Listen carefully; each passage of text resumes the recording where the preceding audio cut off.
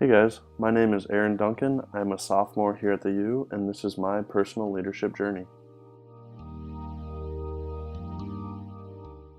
Originally, I'm from Greenville, South Carolina, and then I eventually moved up to Minnesota where I've lived for about 15 years. And here's a picture of my family. Even though pretty much everyone in my family has had a large impact in my life, I think my mom definitely has helped out the most in forming the leader I am today, and I will definitely touch more on that in a little bit. And the tears come streaming down your face. Aside from my family, sports has definitely had the greatest impact on my life so far in terms of leadership abilities. Even though I loved all sports and I played many of them growing up, I think golf and basketball are definitely my favorite. Could it be worse? First off, I'd like to discuss a little bit what a leader is. In my eyes, a leader shares three characteristics. They are committed, determined, and selfless.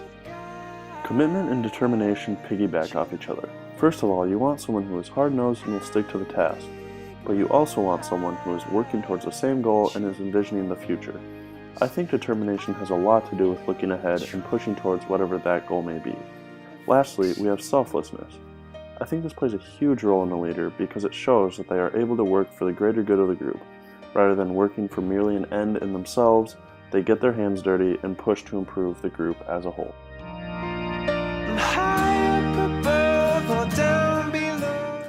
Going back to who has formed my leadership definition, I would definitely say it's my mom. My mom has multiple sclerosis, and for those of you who do not know what that is, it is a disease where your signals from your brain don't get transmitted as easily down to your limbs, so it can result in loss in movement, also a depletion in your immune system.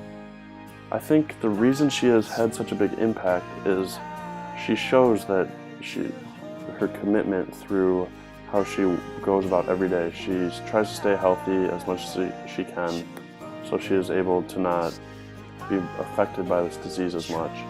And she's always determined to get better, and she helps out the family in every possible way to make sure that we are doing everything we can. And also, she's really selfless. Like, she helps everybody out whenever she needs to, and I think that's a huge key in leadership.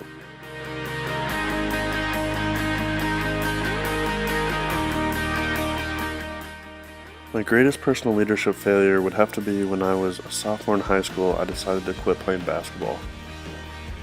I was a leader on the team, and after I quit, I realized that I let down a lot of guys, and that I also really missed playing.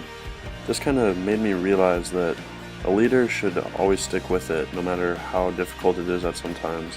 In the end, most likely, you'll always enjoy what you have done. I then took what I had learned from my basketball experience and applied it to the golf team that I was on. Senior year, I was elected captain, and we ended up going to state and taking third.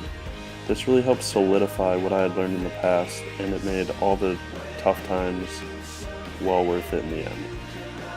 The biggest event in my life that has shaped my leadership journey is when I decided to transfer from Iowa State up to here, the University of Minnesota. During my time at Iowa State, I was in a fraternity, and I had met a lot of really great people. The fraternity helped me get involved in the community. Whether it was volunteering or participating in homecoming events, I always met new people and was able to grow as an individual. Now that I'm at the U, I can take what I have learned in the past and build on that until I become the best leader that I possibly can be. Looking back on my journey helps me identify my strengths. I'm a listener, learner, and adapter. Most of my friends and family realize that I'm not the most talkative one. I like to listen and take everything in before I comment. When it comes to learning and adapting, a lot of it can be expressed through my transfer process. I had to learn and adapt to a whole new setting, new classes, schedule, and campus. Not to mention, I also needed to form relationships here like I did down in Ames.